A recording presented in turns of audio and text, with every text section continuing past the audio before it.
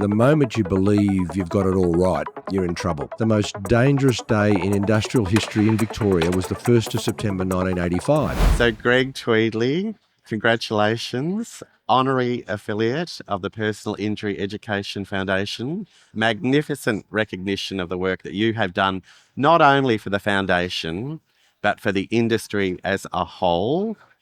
How do you feel? Thanks, Greg, for reminding me of the recognition of last night.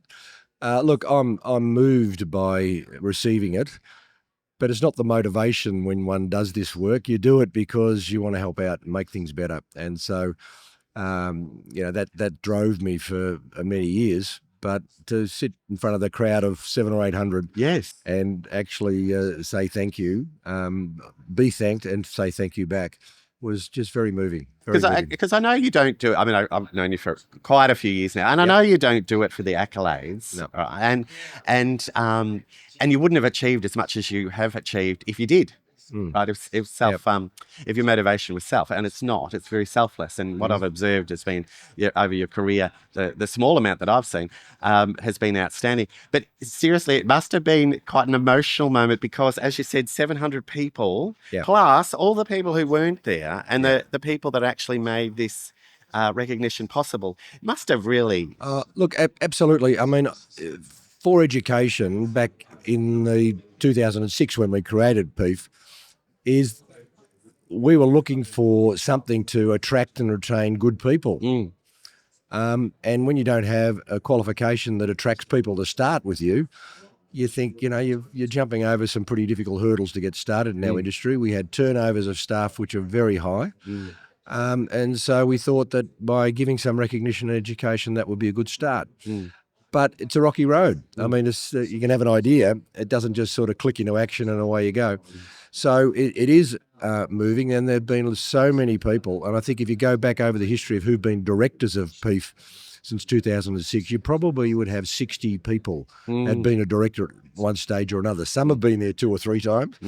I was there twice. I had a little gap in the middle, but over 19 years, I think I did 14 or 15 of the period. And to get through the difficult times and then to see the group last night and the last few award nights and the quality. Outstanding. The quality of the people that have done the work.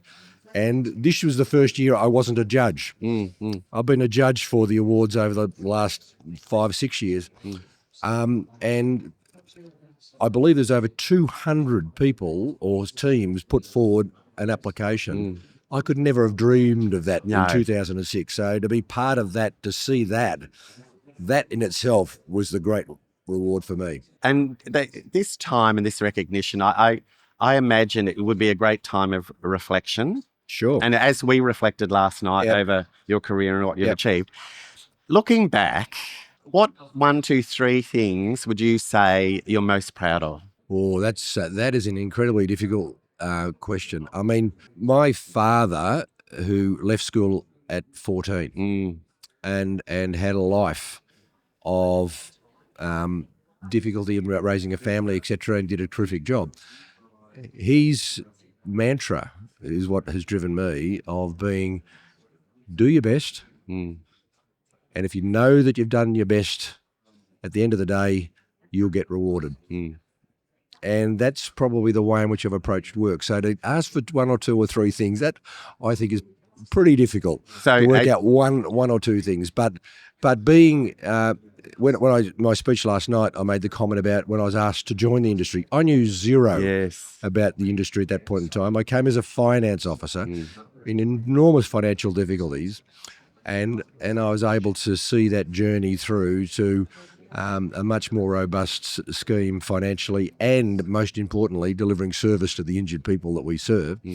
That in itself just gives me great joy. Now, you had, as you said, 700 people plus last night. Acknowledging you have done the very best. So I think you should be very proud of that. Well, thank you, Greg. And I'm sure your dad would be too. Yeah, thank you very much, Greg. So, and as a message to all of, and look, you're not leaving the industry. We're still here. You're still here. Still a phone call. It's only a phone call away.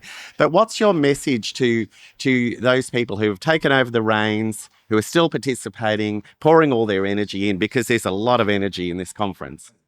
I made the comment last night is that the moment you believe you've got it all right, you're in trouble. That to me is a really big message, because the world changes. It's always changing. There's always challenges, and people come through with a great idea and work to it and say, I've got it. It's all going to work. And you've got to make sure that every person in the ecosystem is lined up with you. And the chances of that is close to zero. Yes. So you've always got to be on your toes. And as much as we look forward to the changes with AI and all sorts of new technology, I reckon it's very important to make sure you understand history. What were the trigger points of an industry? Why was it changed in a particular manner, and why did people behave so?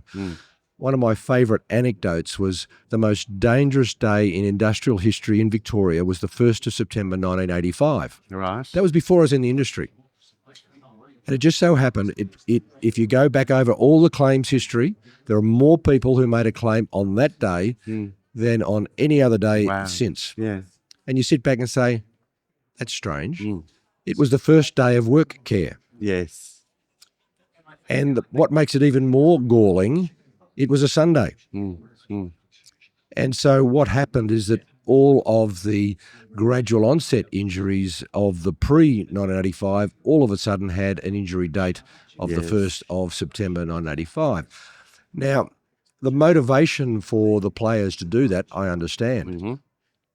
But that's just understand history and always try and look at the problem from the other person's point of view before you determine what you need to do. Well, on behalf of all of us, congratulations on a very, very, very well-deserved recognition. Thank you. And yes, I hope the phone keeps running hot. Thanks, Greg. And thank you for everything Thank you you've done, very much. Greg. Thanks a lot.